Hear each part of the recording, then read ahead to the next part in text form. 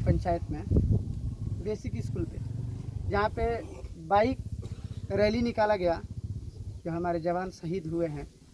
आखिर पूछते हैं इस बाइक के रैली का समाज में क्या संदेश पहुंचाना चाहते हैं आशुतोष जी से।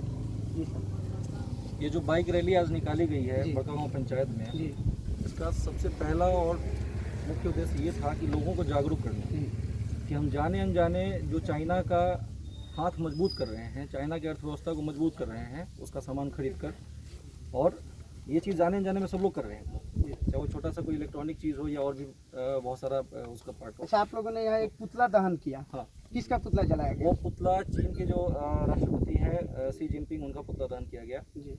और हम लोग ये संदेश देना चाहते हैं इस पंचायत से कि इस पंचायत के अलावा जो और भी हमारे अगल बगल में लोग हैं, वो लोग भी चाइना के खिलाफ, चीन के खिलाफ, जो कि लगातार हमारे पीठ पे छुरा घोंप रहा है, उसके खिलाफ एक साथ आगे आए।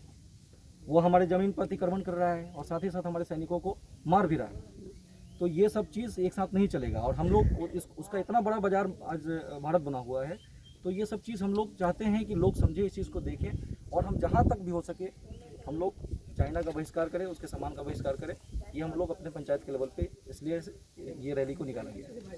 तो मैंने देखा कि सोशल डिस्टेंसिंग का आप लोगों ने पालन किया। जी, लॉकडाउन है, उसके बाद भी आप जो संदेश देना चाहते हैं, आप सिर्फ अपने प्रखंड के लोगों को या पूरे देश को, या क्या इसका क्या मकसद, आपके रैली का खास मकसद क्या है? जितने लोगों तक यह बात पहुंच सके, हम जितने लोगों तक यह बात पहुंचा सके, हम चाहते हैं कि उतने लोगों तक ये बात पहुंचे। हम लोगों के पास भी मैंने देखा एक आपने पुतला जो जलाया, उस पर टिकटॉक लिखा हुआ टी शर्ट लगाया था। जी, इसका क्या मतलब है, क्या संदेश? इसका मतलब यही है कि चाइना में बना हुआ कोई भी एप्लीकेशन है, कोई भी सामान है, चूँकि हम लोग के साथ मजबूरी है, भारत सरकार के साथ मजबूरी है कि भारत सरकार WTO का सदस्य है। वह आयात निर्यात पे रोक नहीं लगा सकता है चाइना के। वो हम ही लोग हैं जिनके हाथ में है कि हम लोग उसके सामान का बहिष्कार करके और हम लोग उसका बाजार गिरा सकते हैं, उसकी अर्थव्यवस्था को कमज़ोर कर सकते हैं। तो भारत ये चीज़ नहीं कर सकता है, क्योंकि हमारे यहाँ 70% जो API का मतलब हुआ कि जो आप दवा बनाते हैं, उस दवा बनाने के लिए जो रॉ मटेरियल होता है, जो कच्चा माल है, वो चाइना से आता है। तो वो 70% उसकी डिपेंडेंसी हमारी उस पर है। और हम लोग इस तरीके का अगर आयात बंद कर देंगे तो फिर हो सकता है कि कल को हमारे यहाँ जो पैरासीटामोल है, बुखार वाली दवा है, वो भी ना मिले। तो भारत सरकार अपने लेवल से जो करना चाहती है कर रही है, हमको जो अपने स्तर पर करना है वो हम लोग कर रहे हैं। मतलब ये किसी पार्टी बेसिस या कुछ ऐसा कुछ नहीं, कोई राजनीतिक बैग ये इसके पीछे ये नहीं है। हम लोग का 2 मंच इस गांव में एक्टिव है।